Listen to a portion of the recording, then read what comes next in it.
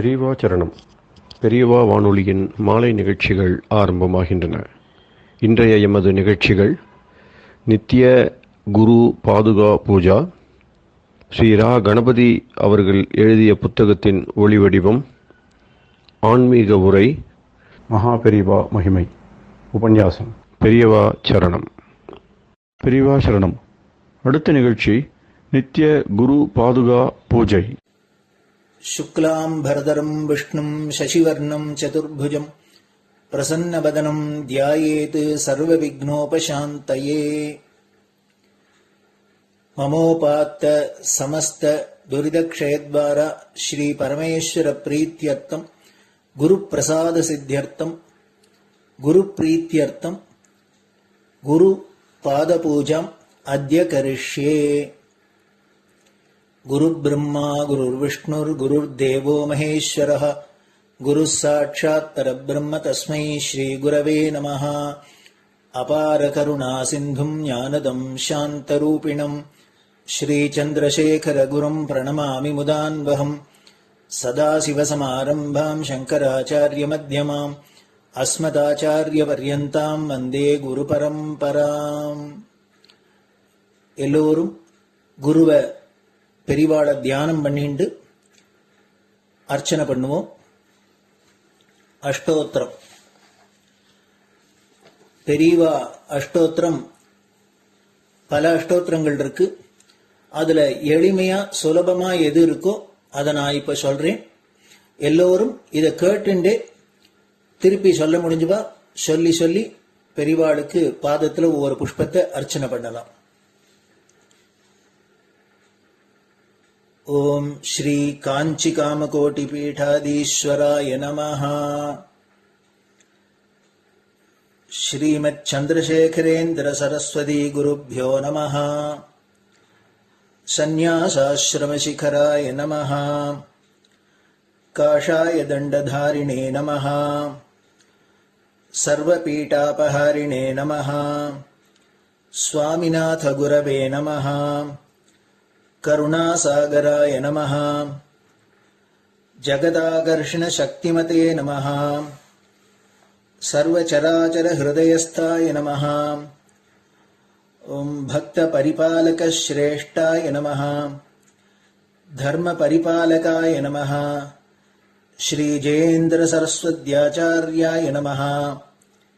श्री विजयेन्द्र सरस्वती पूजिताय नमः. शिवशक्ति स्वरूपाय नमः. भक्ताभीष्ट प्रदायकाय नमः. ब्रह्मण्य पोषकाय नमः. ब्रह्म विष्णु शिवैक्य स्वरूपाय नमः. कांची क्षेत्रवासाय नमः. कैलाश शिखरवासाय नमः. स्वधर्म परिपोषकाय नमः. चातुर्वर्ण संरक्षकाय नमः. लोकरक्षण संकल्पाय नमः. ओम ब्रह्मनिष्ठापराय नमः. सर्वपापहराय नमः. धर्मरक्षक संतुष्टाय नमः. भक्तार्पितधन स्वीकर्त्रे नमः. सर्वोपनिषत् सारज्ञाय नमः. सर्वशास्त्रगम्याय नमः. सर्वलोक पितामहाय नमः. भक्ताभीष्ट प्रदायकाय नमः. ब्रह्मण्य पोषकाय नमः. नानाविध पुष्पार्चितपताय नमः. रुद्राक्ष क्रीडधारिणे नमः.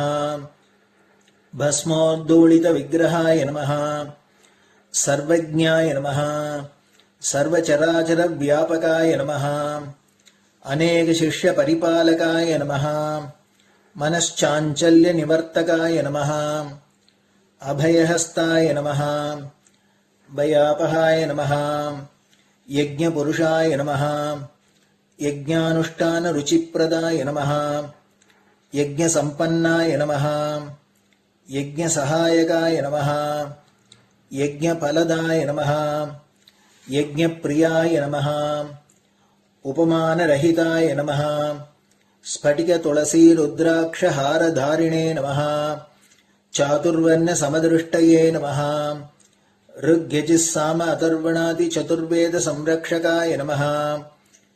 दक्षिणामूर्तिस्वरूपाय नमः जाग्रत् स्वप्न सुषुप्ति अवस्थातीताय नमः कोटिसूर्यतुल्यतेजोमय शरीराय नमः साधुसङ्गसंरक्षकाय नमः अश्वगज गोपूजा निर्वर्तकाय नमः गुरुपादुकपूजातुरन्तराय नमः कनकाभिषिक्ताय नमः स्वर्णबिल्वदलपूजिताय नमः सर्वजीवमोक्षदाय नमः मूकवाक्ताननिपुणाय नमः नेत्रदीक्षादानाय नमः द्वादशलिङ्गस्थापकाय नमः गानरसप्रियाय नमः ब्रह्मज्ञानोपदेशकाय नमः सकलकलासिद्धिताय नमः चातुर्वर्ण्यपूजिताय नमः अनेकभाषासम्भाषण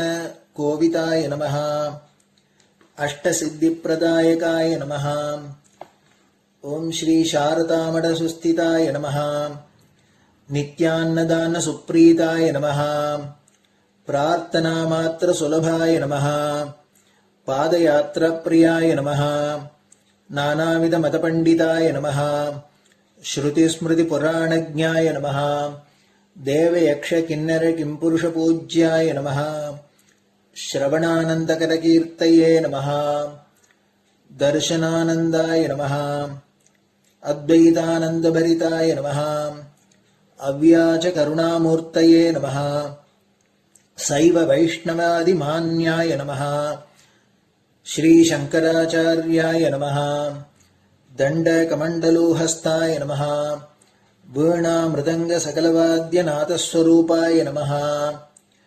रामकथारसिकाय नमः वेदवेदाङ्ग आगमादिसकलकलासतस्प्रवर्तकाय नमः हृदयगुहाशयाय नमः शतरुद्रीयवर्णितस्वरूपाय नमः केदारेश्वरनाथाय नमः अविद्यानाशकाय नमः निष्कामकर्मोपदेशकाय नमः लघुभक्तिमार्गोपदेशकाय नमः लिङ्गस्वरूपाय नमः सालग्रामसूक्ष्मस्वरूपाय नमः कालड्यां शङ्करकीर्तिस्तम्भनिर्माणकर्त्रे नमः जितेन्द्रियाय नमः शरणागतवत्सलाय नमः श्रीशैलशिखरवासाय नमः डमरुकनादविनोदाय नमः वृषभारूढाय नमः दुर्मदनाशकाय नमः आभिचारिकदोषहर्त्रे नमः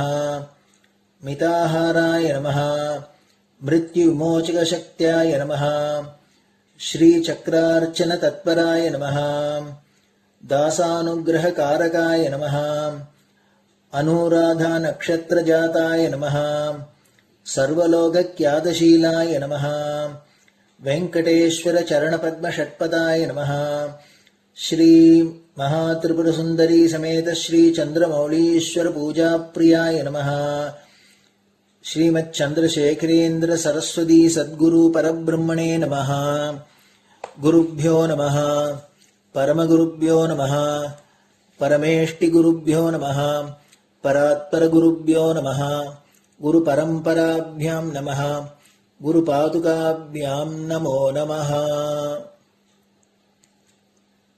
அடுத்தது ஊதுபத்தி இருந்தா அதை காமிச்சு தூபம், நெய் தீபம் இருந்தா காமிச்சு அதை நெய் தீபம் தீபம் காமிச்சுட்டு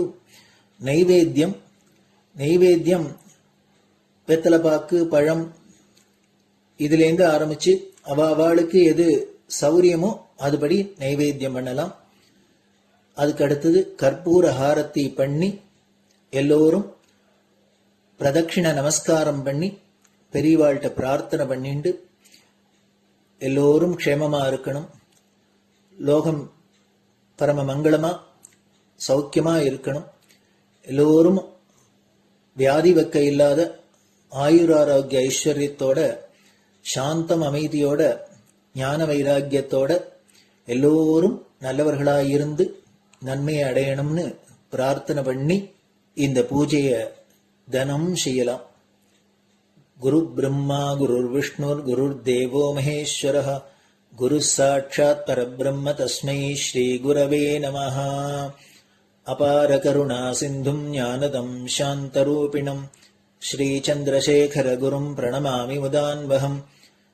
சதாசிவசமாரம்பாம் சங்கராச்சாரிய மத்யமாம் அஸ்மதாச்சாரிய பர்யந்தாம் வந்தே குரு பரம்பராம். குரு பாத பூஜை நிறைவடைஞ்சது. பெரியவா சரணம். பெரியவா சரணம். பெரியவா வானொலியில் நேயர்கள் அடுத்து கேட்க இருப்பது ஸ்ரீ ரா கணபதி அவர்கள் எழுதிய புத்தகத்தின் ஒளி வடிவம். அளிப்பவர் ஸ்ரீமதி உமா சங்கர் அவர்கள். தேனினும் இனிய சொல்லான் தீச்சுடர் மேனி கொண்டான் ஊனுயிர்க்கு உயிரதான ஒன்றினைக் கலந்து நின்றான் ஏனினிக் கவலை நெஞ்சே இன்றுனக் அருள் செய்தான் இஞ்ஞானவான் காமகோட்டி நாதனை நம்புவோமே. ஜெய ஜெயசங்கர ஹர ஹர சங்கர. மகாபெரியவாளின் உபன்யாசங்களை ரா கணபதி அண்ணா தெய்வத்தின் குரல் என்ற பெயரில் 7 பாகங்களாக நமக்கு தொகுத்து அளித்ததின் முதல் பாகத்தின் அடுத்த பகுதி. சித்த சுத்திக்கு சில சின்ன விஷயங்கள். சித்த சுத்திக்கு பயன்படுகிற சின்ன சின்ன விஷயங்கள் பல உண்டு. இந்த சின்ன சின்ன தர்மங்களை நம்முடைய பெரியவர்கள் தலைமுறை தத்துவமாக அனுசரித்து வந்தார்கள். அவர்கள் வாழ்க்கையில் திருப்தியும் சந்தோஷமும் நிறைந்திருந்தன. அவர்கள் எப்படி நடந்து கொண்டார்கள் என்று பார்த்து அதை நாம் பின்பற்றினாலே போதும். புதிதாக ஒரு கொள்கையும் வேண்டாம். நாமும் சந்தோஷமாக திருப்தியாக இருக்கலாம். பெரிய அத்தியாத்ம விஷயங்களில் மட்டுமில்லாமல் ஒரு சமுதாயத்தில், ஒரு குடும்பத்தில் நடந்து கொள்ள வேண்டிய முறைகளில் கூட நமக்கு முன் வாழ்ந்த பெரியவர்கள் அற்புதமாக வழிகாட்டியிருக்கிறார்கள். உதாரணமாக உறவு, சிநேகிதம் எல்லாம் அந்த நாளில் வெகு உயர்ந்த முறையில் காப்பாற்றப்பட்டன. ஒரு கல்யாணம் அல்லது அபரகாரியம் என்றால் பலர் ஒன்று சேர்ந்து செலவு செய்து நடத்தி கொடுப்பது என்று வைத்துக் கொண்டிருந்தார்களே, அது எவ்வளவு உயர்ந்த பண்பு! இந்த காலத்தில் நடப்பது போல் டெமான்ஸ்ட்ரேஷனும் வெளிவேஷமும் அப்போது இல்லை. ஆனால் அந்த நாளில்தான் ஏழைகளுக்கு உண்மையாக உதவி செய்கிற மனப்பான்மை சுபாவமாக காரியத்தில் அனுசரிக்கப்பட்டது. ஒரு கல்யாணத்துக்கு போகிறவர்கள் தங்களால் முடிந்ததை 5 10 உதவி செய்வது என்பதால் கல்யாணம் செய்பவருக்கு எத்தனையோ பாரம் குறைந்தது. ஒரு கூட்டத்திலே பலர் கொஞ்சம் கொஞ்சம் கொடுத்தாலும் போதும். கொடுக்கிறவர்களுக்கு பெரிய சிரமம் ஏதும் இல்லை. ஆனால் வாங்குகிறவனுக்கு மொத்தத்தில் கணிசமாக கிடைக்கும். இப்படித்தான் ஓர் ஏழைக்கு கஷ்டம்.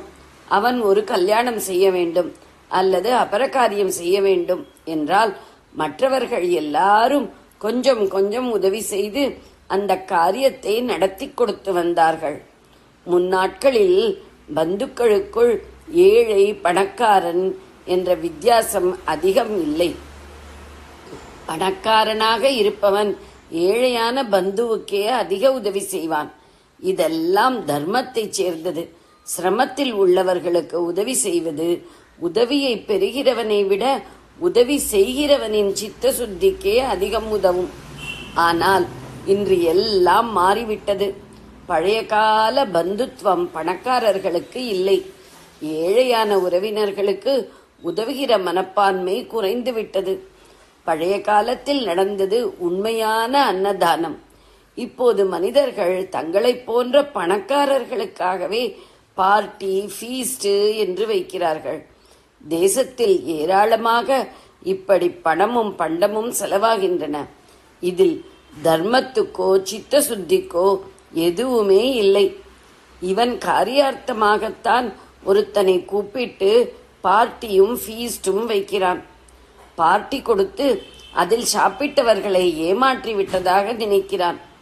பார்ட்டி சாப்பிட்டவனுக்கும் தெரியும் இவன் பிரியத்தின் பேரில் தனக்கு சாப்பாடு போடவில்லை, காரியத்துக்காகத்தான் சாப்பாடு போட்டான் என்று. ஆனால் அதை வெளியே காட்டிக்கொள்ளாமல் சந்தோஷமாக சாப்பிட்டு விட்டு போகிறான். ஆகையால் இவன் அவனை ஏமாற்றுகிறான் என்றால் அவனோ இவன் போட்டதை சாப்பிட்டு விட்டு இவனையே ஏமாற்றி போகிறான். ஆக ஃபீஸ்டும் டோஸ்டும் ஏமாற்று வித்தையாகவே ஆகின்றனவே அன்றி சித்த சுத்திக்கு பயன்படவில்லை. ஏழைக்கு அன்னதானமோ பொருள் உதவியோ செய்யும் போது 2 பக்கத்திலும் உண்மையான சந்தோஷமும் பிரியமுமே நிரம்பி இருந்தன. இப்போது பார்ட்டி நடத்தும் போது அங்கே உண்மையான பிரியம் இல்லாததோடு துவேஷம் வேறு உண்டாகிறது. வசதி இருப்பவர்கள் பார்ட்டி நடத்துவதை பார்த்து வசதி இல்லாதவர்களுக்கு வெறுப்பும் துவேஷமும் உண்டாகின்றன. உறவு முறைகளில் ஏழை பணக்காரர் என்று வித்தியாசம் பாராட்டக்கூடாது என்பதற்காக இவ்வளவு சொன்னேன். வசதி உள்ளவர்கள்தான் பண உதவி செய்து புண்ணியம் சம்பாதிக்க முடியும். நாம் என்ன செய்யலாம் என்று மற்றவர்கள் எண்ணக்கூடாது. சரீரத்தால் மற்றவர்களுக்கு கைங்கரியம் செய்வது பெரிய புண்ணியம். அது சித்த சுத்திக்கு ரொம்ப ரொம்ப உதவும். வசதியே இல்லாதவர்களும் இவ்விதத்தில் பிறருக்கு சரீர சகாயம் செய்ய முடியும். ஒவ்வொருத்தரும் பிறருக்கு கூட தெரிய வேண்டாம். ஏதோ ஓர் ஒற்றையடி பாதைக்கு போய் அங்கே உள்ள முள்ளை கண்ணாடியை அப்புறப்படுத்தி வந்தால் போதும். அது சித்த சுத்திக்கு பெரிய உதவி. இது மாதிரி சின்ன தர்மங்களை எவரும் செய்யலாம். பணக்காரர் ஏழை என்ற வித்தியாசம் இல்லாமல் ஒரு பேட்டையில் உள்ள அனைவரும் சேர்ந்து குளம் வெட்டலாம். ஈஸ்வர அனுகிரகம் வேண்டும் வேண்டும் என்றால் அது எப்படி வரும்? பரோபகாரமான ஜீவகாருண்யமுள்ள நல்ல காரியங்களை செய்து செய்து மனசு பக்குவப்பட்டால்தான் சித்த சுத்தி உண்டாகி அந்த சுத்தமான சித்தத்தில் ஈஸ்வரனின் உருவத்தை பார்க்க முடியும். கலங்கின ஜலத்தில் பிம்பம் தெரியாதது போல் நாம் மனசை கலக்கிக் கொண்டு ஈஸ்வர ஸ்வரூபம் தெரியாதபடி செய்து கொண்டிருக்கிறோம். பகவத் பக்தியோடு பரோபகாரமும் செய்து மனசு தெளிவாகும் போது ஈஸ்வர ஸ்வரூபத்தை நாம் கிரகித்துக் கொண்டு அவனுடைய அனுகிரகத்தை பெற முடியும். ஜெய ஜெய சங்கர, ஹரஹர சங்கர. பெரியவா சரணம். இந்நிகழ்ச்சியின் அடுத்த பகுதி நாளை மாலை இதே நேரத்தில் ஒளிபரப்பாகும். பெரியவா சரணம். பெரியவா சரணம். பெரியவா வானொலியில் நேயர்கள் அடுத்து கேட்க இருப்பது திரு கவிக்கண்ணன் அவர்களின் ஆன்மீக உரை. பெரியவா சரணம். ராம் ராம். ஸ்ரீ குருப்யோ நமஹ. ஜெய ஜெய சங்கர, ஹர ஹர சங்கர. பெரியவா வானொலி நேயர்கள் அனைவருக்கும், மகா பெரியவாவுடைய பக்தர்கள் அனைவருக்கும் அடியேன் கவிக்கண்ணனின் அன்பு கலந்த நல்வாழ்த்துக்கள். விமலன் முதல்வான விதி மால் அறியா விமலன் அப்படின்னா நம்ம கதையை நமக்கு தெரியும். பிரம்மாக்கு விஷ்ணுக்கும் அவர்களுக்குள்ள ஒரு போட்டி வந்து யாரு பெரியவன் அப்படின்னு போட்டி வந்து, யார் பெரியவன் அப்படின்னா இவா 2 பேருக்குள்ள யார் பெரியவன் எப்படி சொல்ல முடியும்? இன்னொருத்தர் மூணாவது இருக்க மும்மூர்த்தியில அவ என்ன சேர்த்துக்கணும். சரி, என்ன பண்ணா முதல்ல வந்து அவரை எலிமினேட் பண்ணிடுவோம், அப்புறம் நமக்குள்ள சண்டை வச்சுக்கலாம் ஆரம்பிச்சான்னு நினைக்கிறேன். ஒருத்தர் அம்சபக்ஷி மேல கிளம்பி நேரம் கிளம்பி போயிட்டார். இன்னொருத்தர் என்ன பண்ணாருன்னா வராக அவதாரம் எடுத்து கீழே தோண்டிண்டே போயிட்டே இருக்கார். அப்படி போகும்போது என்ன ஆச்சு அப்படின்னு கேட்டோம்னா, மேல போய் போய் போய் போய் பார்க்கிறார். அவரால் வந்து ஒன்னும் அதை கண்டுபிடிச்சு ஒன்னும் பண்ண முடியல. கலை தெரியல இல்லை. அப்ப சொல்ல அதோ தாழம்பூ ஒண்ணு கீழே வந்து அது வந்து நான் பார்த்தேன்னு சாட்சியை சொல்லுச்சு. அதனாலதான் சிவனுக்கு பூஜையில தாழம்பூ சேர்த்துக்கிறது இல்லை அப்படின்னு ஒரு வார்த்தை சொல்லுவா. அப்புறம் வந்து இன்னொரு இது சொல்லுவா, என்னன்னு கேட்டாக்கா மகாவிஷ்ணு வந்து நான் போய் தேடி பார்த்தேன், ஆனா பொய்யெல்லாம் சொல்ல, பொய்யெல்லாம் பார்த்தேன் கிடைக்கல அப்படின்னு சொல்லிட்டாரு. இந்த 2 பேரும் பார்க்காததுனால அவன் என்ன ஆச்சுன்னா ஜோதி ஸ்வரூபம் இருந்தான். இந்த ஜோதி ஸ்வரூபத்தை காலை எங்க பார்த்துட்டு தலையை எங்க பார்த்துருக்கோம், முழுக்கவே ஜோதியா இருந்தாங்க. அததான் சொல்லும் போது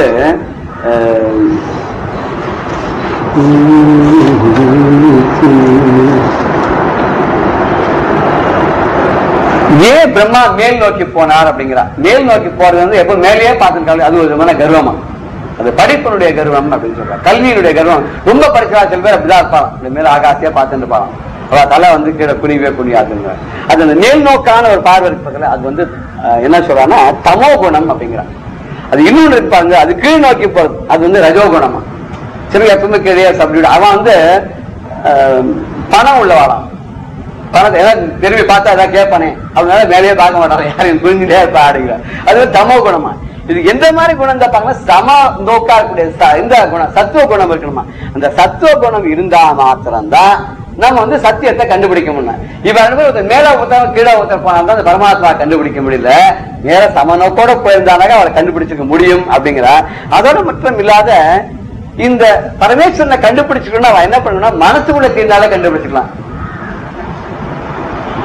தேடி தேடி எங்கோ ஓடுகின்றார் உன்னை தேடி கண்டு கொள்ளலாமே, உள்ளே தேடி கண்டு கொள்ளலாமே, கோடி கோடி மத யானைகள் பண்ணி செய்ய ஒரு பாட்டு வருது அகசியர் பாடல. அதாவது கோடி கோடியான யானைகள்லாம் பண்ணிச்சு. அப்பேற்பட்ட கஜமுகனான அந்த விநாயக பெருமாளை பத்தி சொல்லும் போது எங்கேயோ தேடின்னு ஓடிட்டு ஜனங்கள்லாம் மனசுக்குள்ள தேடினாலே கிடைக்குமேங்க. இவ 2 பேரும் வெளியில போய் தேடினா மனசுக்குள்ள தேடினா அந்த பரமேஸ்வரன் கிடைச்சிருப்பானா. அதனால விமலன் அப்படின்னு சொன்னார். அந்த விமலனுடைய புதல்வன் அப்படின்னார். அந்த விமலனுடைய புதல்வன் மட்டும் இல்ல, அப்புறம் என்னன்னா அதிகாங்க. அதிகா அப்படின்னு சொல்லும் போது எல்லாம் நிறைந்தவன், ஒப்புயர்வு அற்றவன், எல்லாத்தையும் அதிகமா இருக்கும். நான் அம்பாவை சொல்லும் போது சமானாதிக வர்ஜித்தான ஒரு நாமம் இருக்கு. அவளுக்கு சமானமாவும் யாரும் கிடையாது, அதிகமாவும் யாரும் கிடையாது. இவளை விட அதிகமாவும் யாரும் கிடையாது, இவளுக்கு சமமாவும் யாரும். சமான அதிக வர்ஜித்தான், இந்த 2 இல்லாதவன்னா இங்க இவன் அதிகானே சொல்லிட. நீதான் நிறைந்தவன், அதிகமா இருக்குன்னு அர்த்தம். மற்றவரை காட்டி அவன் அதிகமா இருக்குன்னு எல்லாமே இவரோட ஜாஸ்தி வசதியா இருக்கு. அவர் வசதியானவர், உயர்ந்தவர் அப்படின்னு அர்த்தம். அதுக்கப்புறம் அதிகா அனகான பாவம் பற்றவர் அர்த்தம். குறைகள் இல்லாதவர், கல்மஷம் இல்லாதவர், பாபங்களே இல்லாதவர். அகம்னா பாபம், அனகம்னா பாபமே இல்லாதவர். இத்தனையும் பரமேஸ்வரன் தான் சொன்னார். அதுக்கு ஒரு வார்த்தை மேல போட்டார். அபயான பயம் அற்றவன், மற்றவருக்கு பயம் இல்லாத செய்பவன், அபயம் கொடுப்பவன். அமராவதி காவலன். இங்க அமரா அப்படின்னு வச்சா எப்பவும் இறக்காதவன், நிலையாக இருக்கவன், இறப்பு இல்லாதவன். இத்தனையும் சொல்லும்போது யாருக்கு பொருத்தமா இருக்குன்னா எல்லாம் சிவனுக்கு பொருத்தமா இருக்கு. ஏண்டா முழுக்க முழுக்க சிவனையே சொல்லியிருக்காருங்க. சொல்லிட்டு அமரா பதி காவல சூரன், பதி காவலன். பதின்னா இது அமராவை தள்ளி எடுத்துட்டா எப்பவும் நிலைத்து இருப்பவன் அர்த்தம். பதி காவலன்னா பதிகளை எல்லாம் காப்பவன் அர்த்தம். பதிகள்னா கேத்திரங்கள் அர்த்தம். எல்லா கேத்திரங்களையும் காப்பவன் அர்த்தம். இந்த அமராவதி காவலன் அப்படி சேர்த்திருந்தா அமராவதிங்கிறது அமரர்களுடைய பதி, தேவேந்திரனுடைய பட்டணம். அது இந்திரப்பட்டினம். இதை காப்பாற்றணும். எப்படி காப்பாற்றினா சூர பயங்கரனே, அந்த சூரனுக்கு பயங்கரமாக தோண்டி அவனை அழித்து அந்த அமராவதியை காப்பாற்றினான். இந்த பதி காவல வரைக்கும் பார்த்தா சிவனையே சொன்ன மாதிரி இருக்கு. அமராவதி காவல அப்படின்னு சொல்லும் போதுதான் இது முருகனை பத்தி சொல்லிருக்கார் அப்படின்னு நமக்கு தோன்றது. அப்படி முருகனை பத்தி சொல்றார் அப்படின்னு தோணும் போது என்ன எப்படி எடுத்துக்கிறது அப்படின்னா அந்த பரமேஸ்வரனுடைய வாக்குல இருந்தே சொல்றாராம். என்ன சொல்றாரு கேட்டான்னு பாருங்க. கந்த புராணத்துல வருது. நன்முகம் 2 நமக்கு அவை தாமே கந்தன் தன்முகம் ஆகி உற்ற தாரக பிரம்மமாகி முன்மொழிகின்ற நம் தம் 2 எழுத்தும் ஒன்றாய் உன்மகன் நாமத்து ஓர் எழுத்து என உற்றவனே. 6 எழுத்தோடு 6 எழுத்தாக வந்துட்டான். இவரோட 5 எழுத்தான், அம்பாவோட எழுத்து 6 இது சேர்த்து 6 எழுத்தா கந்த புராணத்தை சொல்றார். அவனுக்கு நன்முகம் 3 2 3 6 கணக்கு அறிய வச்சிருக்காரு. 6 முகங்கள் உண்டு. நமக்கு அவை தானே கந்தன் தன்முகமாகி உற்ற தாரக பிரம்ம, அவன தாரக பிரம்மமாய் வந்தா என்னோட 5 முகத்தை எடுத்துட்டு முன்மொழிகின்ற நத்தம் 2 எழுத்தும் ஒன்றாய் உன்முகன், உன்னுடைய மகன்கள், உன்னுடைய மகனானவன் தோன்றினான். எப்படி தோன்றினான் அப்படிங்கறத கந்த புராணம் இதுல இருக்கு. ஸ்காந்தத்தை இது எதுல இருந்து தமிழ் டிரான்ஸ்லேஷன் தானே கந்த புராணம் இருக்கு. இவர் இதுக்கப்புறம் நிறைய போயிட்டார். எப்படின்றத விளக்கமா சொல்ல பெருசா இருக்கு. அது ஸ்காந்தத்தை சொல்லும் போது பரமேஸ்வரன் சொன்ன ஹந்ததே கதயிஷ்யாமி ரகஸ்யம் சுனு சுந்தரி. என்ன ஆச்சரியம், அந்த ஆச்சரியம் சொல்ல பாரு. கதயிஷ்யாமி சொல்றேன், என்ன சொல்றேன், ரகசியம் சொல்றேன், ரகசியம் சொல்றேன். சுனு சுந்தரி, அழகான அம்பாள பாச சுந்தரி அப்படிங்க. சுந்தரி எந்த துணவி எந்த பாசத்தொடரை எல்லாம் வந்தேன்னு பார்த்தோம் இல்லையா. அப்படி அழகானவள் இவரே சொல்ற சுந்தரி அப்படின்னு சொல்றாரு. இப்படி அழகானவளே தன்னோட பொண்டாட்டியை பார்த்து அப்புறம் ஹஸ்பண்டே ரொம்ப அழகுன்னு சொன்னா அவளுக்கு ரொம்ப பெருமையா இருக்கும் இல்லையா. மற்றவ சொல்றதோட அவர் சொல்றதானே ரொம்ப பெருமை இல்லையா. அது சுந்தரி சொல்லி கதையிஷாமி ரகசியம், அவனுக்கு ரகசியத்தை சொல்லப்ப என்ன ரகசியம்னா சிவோகம் நிஷ்கள பூர்ண சக்தித்வம் அனபாயினி. நான் களங்கம் இல்லாதவன், பரிபூர்ணன், சிவன், மங்களமான நீ என்றைக்கும் அழியாத ஒரு பராசக்தியா இருக்க. பஞ்சகிருத்திய பரஷ அகம் பஞ்சபக்த சதாசிவ, எனக்கு 5 முகங்கள், நான் 5 தொழில் பண்றேன். ஆக்கல், அழித்தல், காத்தல், வளர்த்தல், மறைத்தல், 5 தொழில் பண்றேன். பஞ்சகிருத்திய பராயணன் அம்பாலு கூட பேர் இல்லையா, அப்படி பண்ற. ஆனா நீ எப்படி தெரியுமோ, ஏகவக்தாசி பகுதா பின்னாதி பரமேஸ்வரி, நீ பலவிதமா இருக்க, ஆனா ஒரே முகத்தோட பரமேஸ்வரியா இருக்க. நீ பலவாக விளங்கினா கூட இருக்கிறது உனக்கு ஒரே முகம் தான். எனக்கு 5 முகம் இருக்கு, 5 வேலைகள் பண்ற. ஆனா நீ என்ன பண்ற, ஐயன் நலந்தபடி இரு நாழி கொண்டு அண்டமெல்லாம் அறம் செய்யும் உன்னை. 2 நாளை அரிசியை கொடுத்தா அது கொண்டு உலகத்துக்கெல்லாம் சாப்பாடு கொடுத்து வந்தாலே அம்பான். அப்படி ஒரு முகத்தை வச்சு 2 கை வச்சு உலகத்தெல்லாம் படைச்சிட்டு வந்தான். அப்பேற்பட்டவ அவன் என்ன பண்றான்னா, உன்னுடைய சொரூபத்தில் என்னுடைய சொரூபத்தில் சேர்த்து 6 முகங்களோடு இவன் விளங்குகின்றான் அப்படின்னு பரமேஸ்வரன் ரகசியம் சொல்ற. ஸ்வன்மயோ மன்மயோ யஸ்மாத் ஷட்பத்ர பரிகீர்த்திதஹ பஞ்சகிருத்ய பரோயம் ச பிரபஞ்சஸ்யாஸ்ய லீலயா. பிரபஞ்சத்தெல்லாம் காப்பாற்றும் ஒரு இளையா வினோதமாக என்னோட 5 முகத்தையும் உன்னோட ஒரு முகத்தையும் சேர்த்துண்டு, என்னோட 5 தோழியும் உன்னோட ஒரு தோழியும் சேர்த்துண்டு அவன் வந்திருக்கான் அப்படின்னா நீயும் நானும் சேர்ந்து அந்த பரபிரமமாக அவன் இருக்கான் அப்படின்னு சொன்னாலே. அதனால்தான் இவர் என்ன பண்ண, இந்த பாட்டு முழுக்க சிவனையே சொல்ற மாதிரி இருக்கு, ஆனா இது முருகனைத்தான் சொல்ற அப்படின்னு இந்த பாடலை சொல்ற. விஷ்ணு சாஸ்திரநாமத்துக்கு இருக்குன்னு பார்த்தேன்னாக்க விஷ்ணு விஷ்ணு வஷத்காரோ புதபவ்ய கடைசியில வரும்போது நாரசிம்ம வப்பு சிம்மா வச்சு அவர் 5 ஸ்லோகத்தை பார்த்தேன்னா முழுக்க கிட்டத்தட்ட 50 நாமாவளிகள் நிருசிம்மரையே சொல்ற மாதிரி இருக்கும். ஆனா எல்லாம் சிவனை பத்தி இருந்தார். ஒரு முதல் 5-6 ஸ்லோகத்துக்குள்ள பார்த்தேன்னா எல்லாமே சிவபரமான ஸ்லோகமா இருக்கும். ஒரே ஒரு நாரசிம்மன் வருது, அதுக்கப்புறம் அவர்தான் பார்த்தா சிவபரமாவே இருக்கும். இதுல நமக்கு என்ன தெரியுது, எல்லாமே ஒண்ணுதான்.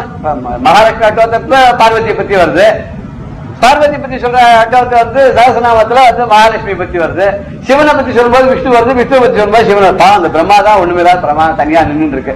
ஆனா என்ன பிரம்மா பரபிரம்மான்னு வரும்போது அது ஒண்ணு நம்ம எடுத்துக்க வேண்டியிருக்கு. அப்படி இப்படி இதை சொல்லும்போது அது சொல்லுங்க 2ம் ஒண்ணுதான் அப்படின்னு நமக்கு படுது. அதுங்க பரமேஸ்வரனை நீங்க சிவ வழிபாடா வச்சிருந்தாலும் சரி, சக்தி வழிபாடா வச்சிருந்தாலும் கடைசியில இந்த ஒரு முருகனை நம்ம கௌமாரத்தை ஃபாலோ பண்ணாலும் சரி, எல்லாம் ஒண்ணுதான் சொல்ற மாதிரி இந்த பாட்டு ரொம்ப அழகா அமைஞ்சிருக்கு. பெரியவா சரணம். இந்நிகழ்ச்சியின் அடுத்த பகுதி நாளை மாலை இதே நேரத்தில் ஒளிபரப்பாகும். பெரியவா சரணம். பெரியவா சரணம். அடுத்த நிகழ்ச்சி மகா பெரியவா மகிமை உபன்யாசம். வழங்குபவர் பிரம்மஸ்ரீ கணேச சர்மா அவர்கள். அபார கருணா சிந்தும் ஞானதம் சாந்தரூபிணம் ஸ்ரீ சந்திரசேகர குரும் பிரணமாமி முதான்மகம். காஞ்சி மகாபெரிவாளோட மகிமை சமுத்திரம் மாதிரி விரிஞ்சிருக்கு. அதுல கொஞ்சம் கொஞ்சமா நாமளும் பார்த்துட்டே வரோம். பெரியவா 1979 80ஆம் வருஷம் இந்த சமயத்தெல்லாம் கர்நாடகத்துல யாத்திரையில இருந்தா.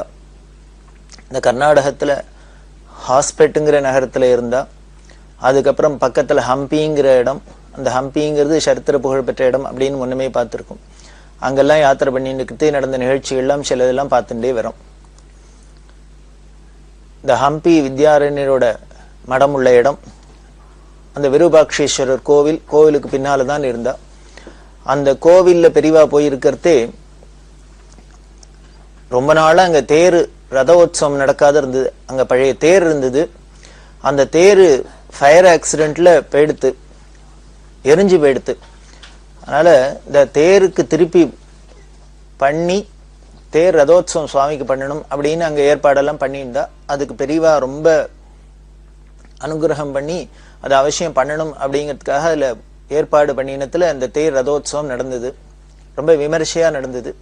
சாண்டூர் மகாராஜா அவள்லாம் இந்த ரதோத்சவத்துல கலந்து கொள்ள, பெரியவாளும் அங்க இருந்து ரதோத்சவத்துல கலந்துண்டு விருபாட்சேஸ்வருக்கு பம்பாதேவின்னு அம்பாள் பேரு, புவனேஸ்வரி அம்பாள், இந்த ரதோத்சவத்துக்கு பெரியவா கலந்துட்டு அதுல சந்தோஷப்பட்டா. இந்த ரதோத்சவம் அப்படின்னாலே எல்லாருக்குமே ஒரு சந்தோஷம்தான். நமது மதத்துல பல சிறப்புகள், அந்த சிறப்புகள்ல ஒண்ணு இந்த ரதோத்சவம் அப்படிங்கிறது. எல்லா கோவிலையும் அநேகமா பிராச்சீனமான கோவில்லாம் தேர் ஓடும். தேரு அப்படின்னா இந்த தேருக்கு ஒரு பழமொழியே என்னென்ன, ஊரு கூடி தேர் இழுக்கிறது அப்படின்னு தானே சொல்றோம். அப்படின்னாலே இந்த ரதோத்சவத்தினால என்ன நமக்கு ஒரு சமுதாயத்துக்கு லாபம் அப்படின்னா, அந்த ஊர்ல இருக்கிற ஜனங்கள் எல்லாரும் ஒண்ணு கூடுறா. ஒன்னா சேர்ந்து அந்த ரதத்துல வடம் பிடிச்சி இழுத்து ஒரு தேரை ஓட்டணும் அப்படின்னா அதுக்கு பல பேரோட சகாயம் தேவைப்படுறது, பல பேரோட உழைப்பு தேவைப்படுறது. இதெல்லாம் சேர்ந்தாதான் ஒரு ரதம் ஓட முடியும், அதை பண்ண முடியும், ஓட்ட முடியும்.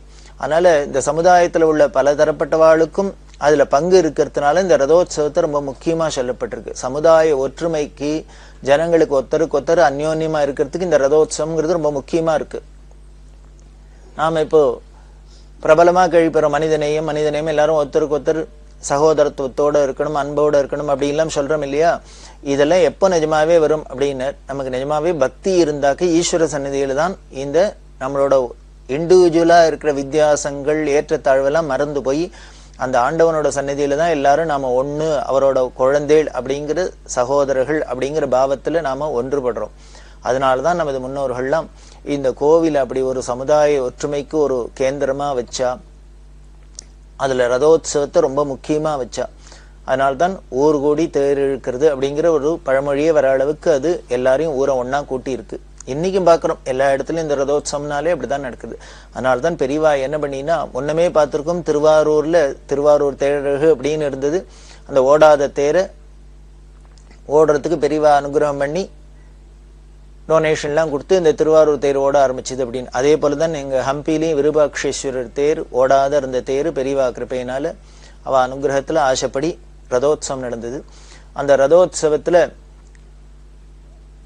எல்லாம் முடிஞ்சோடனே ஷாண்டூர் மகாராஜா வந்து அவளுக்கு என்னென்னலாம் கௌரவம் பண்ணணுமோ அதெல்லாம் பண்றதுக்கு பெரியவா உத்தரபடி பண்ணினர். அந்த ஸ்தபதிகளுக்கு பெரியவா தோடா பண்ணி போட்டா. முக்கியமா நமது சம்பிரதாயத்துல கோவில் கட்டினாக்க இந்த ரதம் எல்லாம் பண்ணினா அந்த பண்ணின ஸ்தபதிகளுக்கு முதல் மரியாதை அப்படின்னு ஒரு சம்பிரதாயம் உண்டு. அதுல ரொம்ப பெரியவா குறிப்பா இருப்பா. இந்த ஸ்தபதிகள் கையில தானே இந்த ஈஸ்வர சாநித்தியம் இருக்கு. அவ எப்படி எல்லாம் ஒரு தெய்வ விக்கிரகங்கள்லாம் படிச்சு எடுக்கிறா. அவ கையில வரும் சாதாரண ஒரு கல்லா இருக்கிறத நமக்கு பேசுற ஒரு அனுகிரகம் என்ற ஒரு மூர்த்தியா பண்ணி கொடுக்குறா அப்படின்னா எவ்வளவு பெரிய கலை. அதனால அவளுக்கு கௌரவப்படுத்தணும் அப்படின்ட்டு அந்த ஸ்தபதிகளுக்கு எல்லாம் தோடா பண்ணி போட்டு, முக்கியமான ஸ்தபதிக்கு தோடா பண்ணி போறது, மற்ற கூட ஒத்தாசை பண்ணவாளுக்கெல்லாம் அவளுக்கு ஏத்தாப்புல என்னென்ன கௌரவம் பண்ணணுமோ பண்ணி சால்வை எல்லாம் போட்டு வஸ்திரங்கள்லாம் கொடுத்து எல்லாம் பண்ணினா. அப்ப இந்த ஷாண்டூர் மகாராஜா ஒரு பெரிய மரகதத்துல வயிறெல்லாம் பதிச்ச ஒரு பெண்டோடு சேர்ந்து ஒரு விலை உயர்ந்த ஒரு மாலை கொண்டு வந்து அர்ப்பணம் பண்ணினார். அதை விருபாட்சேஸ்வரர் சுவாமிக்கு சாத்த சொன்னா. அதே மாதிரி அம்பாளுக்கு ஆகாரம் எல்லாம் சாத்த சொல்லி எல்லாம் பண்ணி சுவாமிக்கு எல்லாம் அலங்காரத்துக்கு எல்லாம் கௌரவப்படுத்தி காணிக்கையெல்லாம் செலுத்தி மற்றவாளுக்கெல்லாம் இந்த ரதோத்சவத்துக்கு கைங்கரிமன்வாளுக்கு மரியாதை எல்லாம் பண்ணி இந்த ஹம்பியில ரதம் ஓட முடியுமா பண்ணினா. இன்னைக்கும் போனா பார்க்கலாம் எல்லாரும். இந்த ஹம்பியில ரதோத்சவம் ரொம்ப பிரபலமா நடந்துட்டு இருக்கு. அப்படி ரதம் ஓடுறதுக்கு காரணமா இருந்தது பெரியவாளோட இந்த முயற்சி அப்படிங்கிறது நமக்கு தெரிய வருது. அப்படி போற இடத்துல ஒவ்வொரு இடத்துலயும் பல விதமான காரியங்கள் பண்ணியிருக்கா. அப்படி இந்த ஹம்பியில இருந்துருக்கிறதே சென்னையில இருக்கிற ஒரு பெரிய ஆடிட்டர்ஸ் அப்படின்னு சொல்லுவாவாள ஷாவேலி சாஸ்திரிகள் அப்படின்னு பேரு. அவ சென்னையில கிரீன்வேஸ் ரோட்ல காமாட்சிக்கு பெரிய ஆலயம் கட்டிருக்கா. காஞ்சிபுரத்துல காமாட்சிக்கு எப்படி ஆலயம் இருக்கோ அதே மாதிரி சென்னையில கிரீன்வேஸ் ரோடு அப்படிங்கிற இடத்துல ஒரு காமாட்சி கோவிலும் கட்டியிருக்கா. பெரியவாள்கிட்ட காஞ்சி மடத்துல ரொம்ப அத்தியந்த பக்தி உள்ளவா, பரமபக்தா. அந்த ஷாவேலி சாஸ்திரிகளுக்கு கொஞ்சம் உடம்பு சரியில்லாத இருந்தது. ரொம்ப உடம்பு சரியில்லாத இருந்ததுனால அவரோட பிள்ளைகள் என்ன பண்ணா, குமாரர்கள்லாம் பிரார்த்தனை பண்ணிண்டா. வைத்தியம்லாம் பண்ணியிருந்தா கூட ஈஸ்வர கிருப்பையினால்தான் சரியாகணும் அப்படிங்கிறதுனால பெரியவாளுக்கு பிரார்த்தனை பண்ணா. ஏன்னா அவளுக்கு எல்லாம் குலதெய்வம் மாதிரி பெரியவாளை தான் சர்வம். காமாட்சி கோவில் கட்டினா கூட காமாட்சி வேற இல்லை, பெரியவா வேற இல்லையே. குருமூர்த்தியே துவாம் நமாமி காமாட்சி அப்படின்னு தானே சொல்றோம். ரெண்டும் ஒண்ணு தானே நாம எல்லாருமே பாக்குறோம். சாஸ்திரமும் அப்படித்தானே சொல்றது. அதனால பெரியவாளுக்கு பிரார்த்தனை பண்ணிண்டா. என்ன அப்படின்னா, அப்பாவுக்கு உடம்பு நல்ல பூர்ணமா குணமாயி அப்பா சௌக்கியமா வரணும், 2000 பேருக்கு அன்னதானம் பண்றோம் அப்படின்னு வேண்டிண்டா. அவளுக்கு என்னமோ அன்னதானம் பண்ணணும் அப்படின்னு தோணித்து அன்னதானம் பண்றோம் அப்படின்னு வேண்டிண்டா. இந்த பிரார்த்தனையினால அந்த ஷாவேலி சாஸ்திரிகள் உடம்பு சொஸ்தமாயிட்டார், குணமாயி வீட்டுக்கு அழிச்சுன்னு வந்துட்டா. வீட்டுக்கு அழிச்சுன்னு வந்தோடனே அவரோட பசங்களான இந்த கிருஷ்ணா காஷி அப்படிங்கிற 2 பேரும் என்ன பண்ணா, நேர பெரியவாள்கிட்ட வந்தா. பெரியவா ஹம்பியில இருக்கிறது வந்து பெரியவாள்கிட்ட சொன்னா, தங்களோட பிரார்த்தனையை சொன்னா. அப்பாவுக்கு ரொம்ப உடம்பு சரியில்லாத இருந்தது. அந்த சமயத்துல பெரியவாளுக்கு பிரார்த்தனை பண்ணோம், 2000 பேருக்கு அன்னதானம் பண்ணணும் அப்படின்னு. பெரியவா அந்த பிரார்த்தனையை நடத்தி கொடுக்கணும், நிறைவேற்றி கொடுக்கணும், அனுகிரகம் பண்ணணும் அப்படின்னு பிரார்த்தனை பண்ணினான். பெரியவா உடனே என்னமுன்னா தங்கிட்ட கைங்கிற ஏகாம்பரம் அப்படிங்கிற அவர்கிட்ட சொல்லி, நீ ஒண்ணு பண்ணு, அவள்கிட்டேந்து ஒரு 500 பேருக்கு சாப்பாட்டுக்கு என்னென்ன சாமான் வேணுமோ அந்த சாமான்லாம் வாங்கி வச்சுக்கோ அப்படின்னா. இந்த சாமானை வாங்கி வச்சுன்னா என்ன பண்றது? உடனே பெரியவா சொன்னா, இந்த 500 பேருக்கு வேணுங்கிற சாமானுக்கு எல்லா சாமானும் வாங்கி வச்சுக்கோ. வாங்கி வச்சுன்னு தினம் இங்க தரிசனத்துக்கு வரா, கிட்டத்தட்ட 40-50 பேர் போல வரா. அவளுக்கெல்லாம் சமையல் பண்ணி அன்னதானம் போடுறதுக்கு, இங்க வரவாளுக்கு தரிசனத்துக்கு வரவாளுக்கு எத்தனை பேர் வராளோ, ஒவ்வொரு நாளைக்கு எத்தனை பேர் வராளோ வரட்டும். ஆவரேஜா பார்த்தாக்க 40-50 பேரா இருக்கு அப்படின்னா ஒரு 10 நாளைக்கு போடலாம். 500 பேருக்கு உள்ள சாமான 10 நாள் வரைக்கும் ஓடும். ஒரு வாரம் 10 நாளைக்கு ஓடும். அப்படி ஒரு வாரம் 10 நாளைக்கு இங்க வரவாளுக்கு எத்தனை பேர் வந்தாலும் சாப்பாடு போடுறதுக்கு சாமான்லாம் வாங்கி வச்சுக்கோ. அந்த சாப்பாடு போடுறதே தினம் ஒரு பாயசம் பழம் போடணும். தினம் நீங்க சாப்பாட்டுக்கு என்னெல்லாம் பண்றீங்களோ பண்ணுங்க, அதுல ஒரு பாயசம் பழம் எக்ஸ்ட்ராவா போடணும். ஏன்னா அவ பிரார்த்தனை பண்ணிட்டு இருக்கா இல்லையா, போஜனம் பண்ணி வைக்கிறோம் அப்படின்னு. அதனால இப்படி ஒரு ஏற்பாட்டோட பண்ணு அப்படின்னா, இன்னொரு 500 பேருக்கு என்ன பண்ணுன்னா, அங்க பக்கத்துல சிந்தாமணி மடம் அப்படின்னு இருக்குன்னு சொன்னோம். வித்யாரண்ய சுவாமிகளால ஸ்தாபிதம் பண்ணின மடம். அந்த சிந்தாமணி மடத்துக்கும் தரிசனத்துக்குலாம் வரவா இருப்பா, எல்லாம் பண்ணுவா.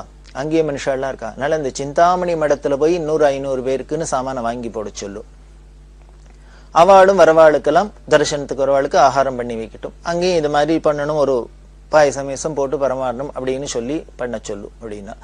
சோ இப்போ 2000 பேர்ல பெரியவாழ்கிட்ட தரிசனத்துக்கு வரவாளுக்கு 500 பேருக்கு சாமான் வாங்கி தர சொல்லி அன்னதானத்துக்கு ஏற்பாடு பண்ணியாச்சு.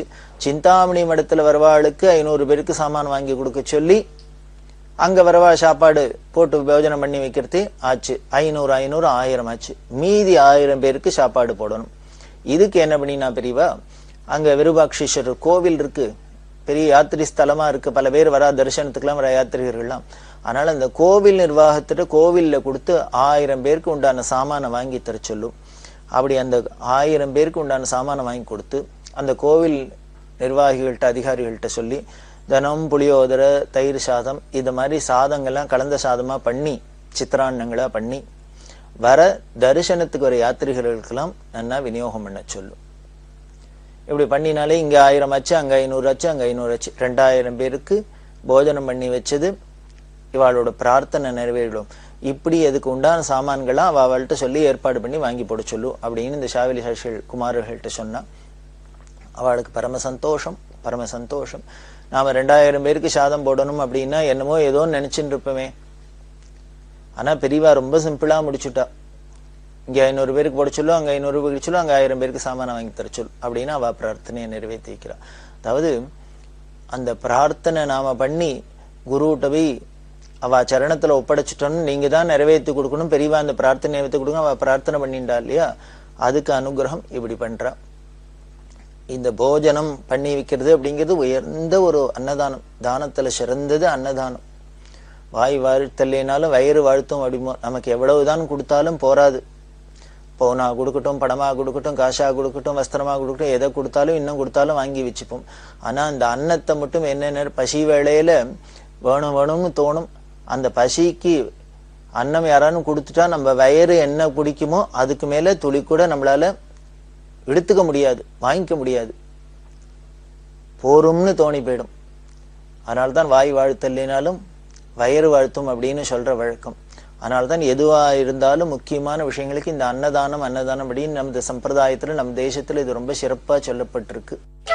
பெரியவா சரணம். இந்நிகழ்ச்சியின் அடுத்த பகுதி நாளை மாலை இதே நேரத்தில் ஒளிபரப்பாகும். பெரியவா சரணம்.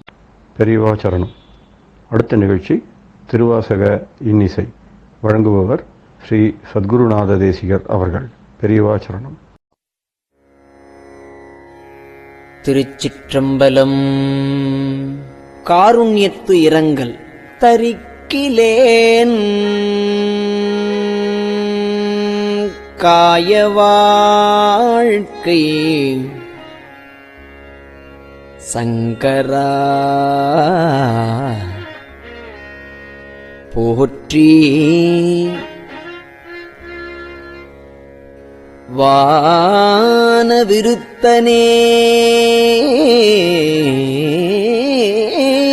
போற்றி.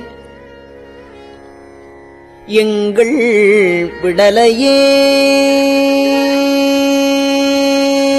போற்றி. ஒப்பில் ஒருத்தனே போற்றி. உம்பரு தம்பிரான் போற்றி.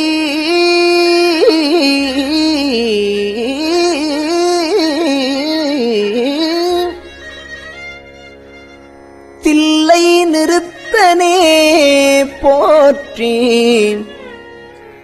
எங்கள் நின்மலா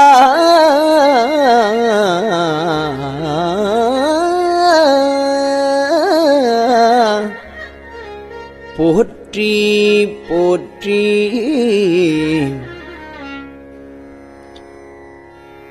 போற்றி. ஓம் நமச்சிவாய. புயங்கனே மயங்குகின்றேன். போற்றி. ஓம் நமச்சிவாய. புகலிடம் பிறிதொன்றில்லை.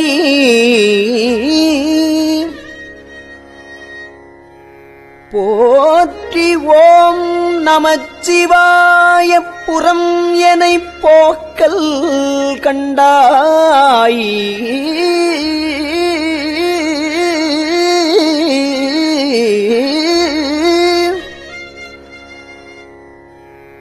போற்றி. ஓம் நமச்சிவாய.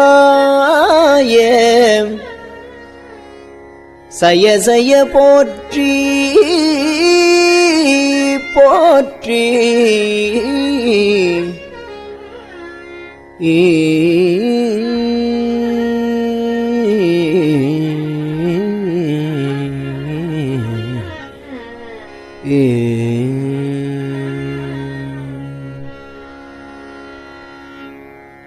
போற்றியன் போலும் பொய்யர் தம்மை ஆட்கொள்ளும் வள்ளல். போற்றியன் போலும் பொய்யர் தம்மை ஆட்கொள்ளும் வள்ளல். போற்றி நின் பாதம் போற்றி நாதனே போற்றி போற்றி. போற்றி நின் கருணை வெள்ள புதுமது புவனம் நீர்த்தி. காற்று இயமானன் வானம் இருசுடர் கடவுளானே.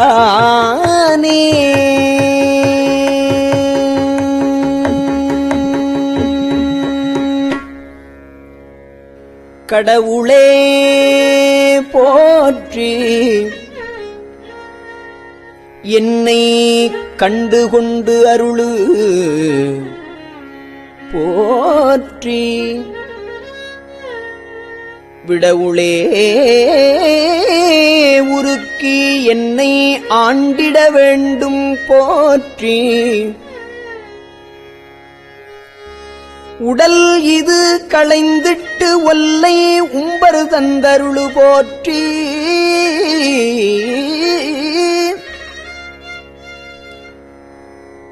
சடையுளே கங்கை வைத்த சங்கரா சங்கரா போற்றி போற்றி.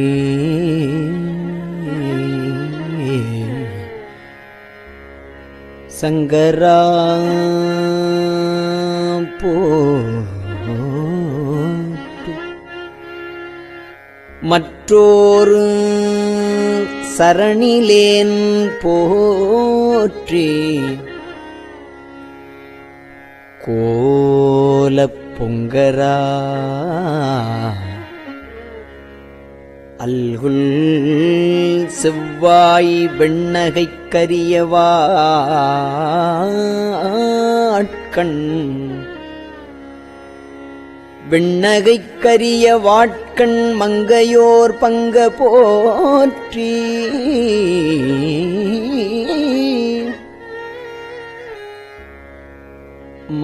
மால்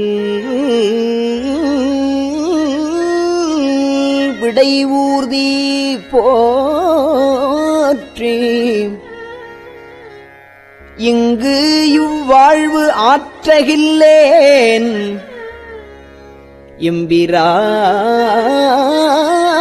எம்பிரான் இழித்திட்டேனே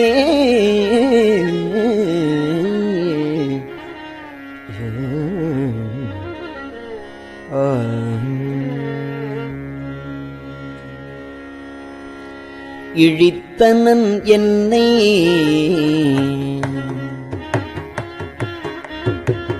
இழித்தனன் என்னை யானே எம்பிரான் போற்றி போற்றி பழித்திலேன் உன்னை என்னை ஆளுடை பாதம் போற்றி இழித்தனன் என்னை யானே எம்பிரான் போற்றி போற்றி பழித்திலேன் உன்னை என்னை ஆளுடை பாதம் போற்றி பிழைத்தவை பொறுக்கையெல்லாம் பெரியவர் கடமை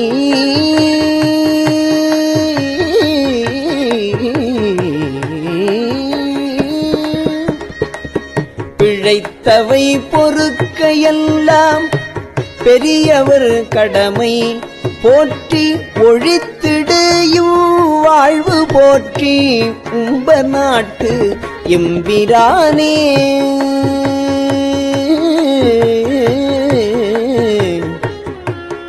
ஏ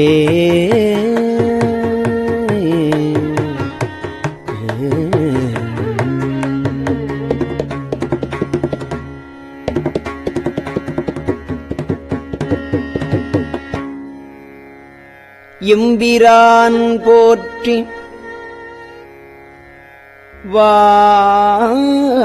வானத்தவரவர் ஏறு போற்றி கும்பராறு மருங்குல் மங்கை கூற வெண்ணீர போற்றி செம்பிரான் போற்றி தில்லை திருச்சிற்றம்பலவ போற்றி உம்பரா போற்றி என்னை ஆளுடை ஒருவ போற்றி ஒருவனே போற்றி ஒப்பில் அப்பனே போற்றி வானோர் குருவனே போற்றி எங்கள் கோமளக் கொழுந்து போற்றி வருக என்று என்னை நின்பால் வாங்கிட வேண்டும் போற்றி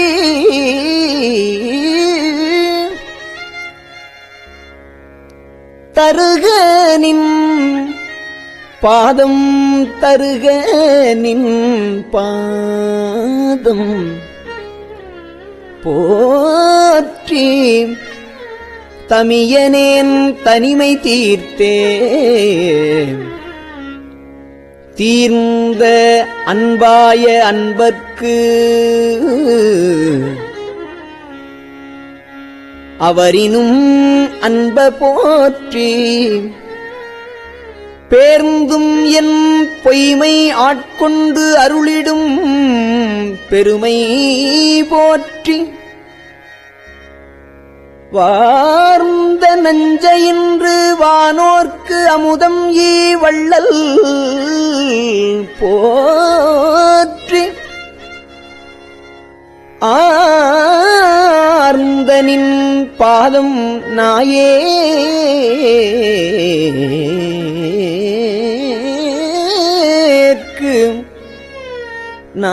நாயேற்கு அருளிட வேண்டும் போற்றி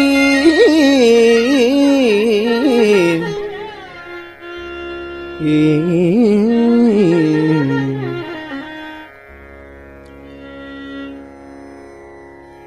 போற்றி இப்புவனம் நீர் தீக்காலொடு வானமானாய் போற்றி இப்புவனம் நீர் தீக்காலொடு வானமானாய் போற்றிய உயிர்க்கும் தோற்றம் ஆகினி தோற்றம் இல்லாய் போற்றி எல்லா உயிர்க்கும் ஈராயிரின்மையானாய் போற்றி எல்லா உயிர்க்கும் ஈராய் ஈரின்மையானாய் போற்றி ஐம்புலன்கள் நின்னை புணர்க்கிலா புணர்க்கையானே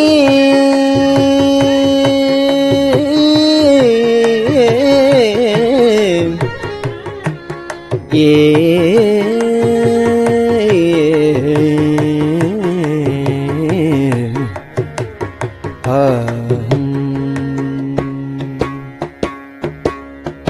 திருச்சிற்றம்பலம்.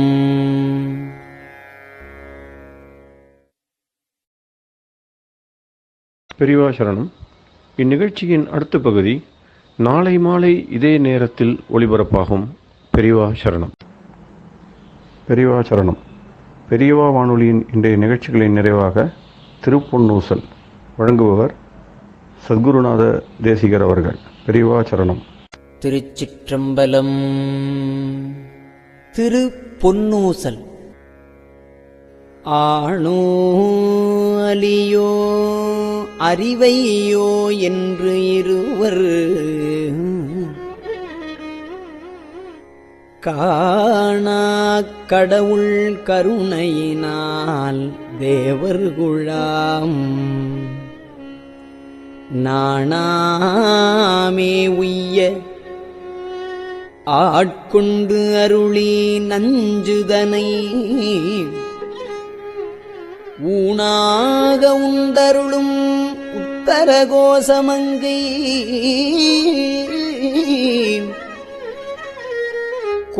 கோணாறு பிறைச்சன்னி கூத்தல் குணம் பரவி பூணாறு வனமுலையீர் பொன்னூசலாடாமோ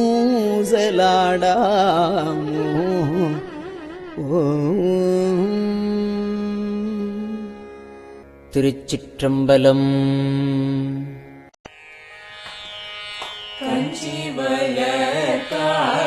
காமாட்சி தன் குழந்தாய் சங்கரரே கஞ்சிவல காமாட்சி தன் குழந்தாய் சங்கரரே குரு சந்திரசேகரரே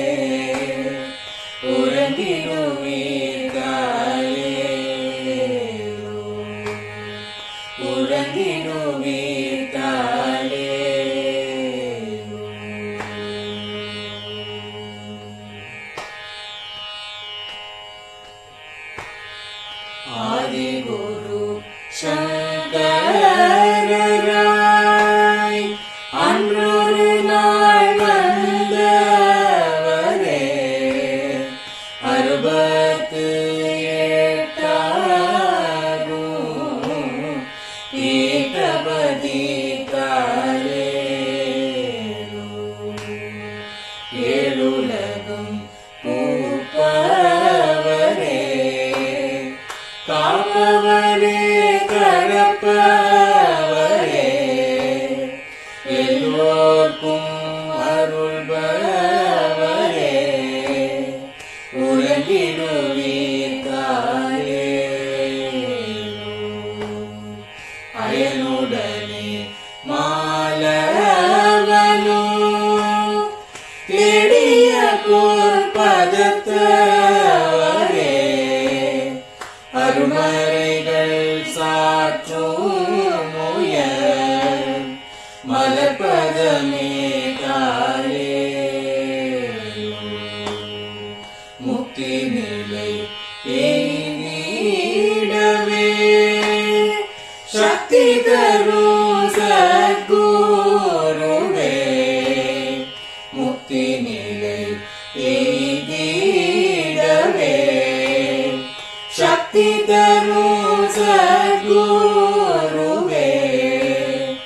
நித்தமெங்கள் நாவீசையில்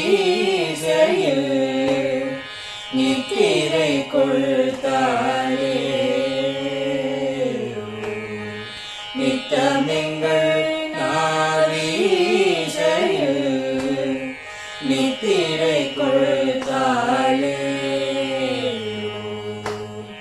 நித்தமெங்கள் நாவீசையில் நித்திரை கொள்தாளே.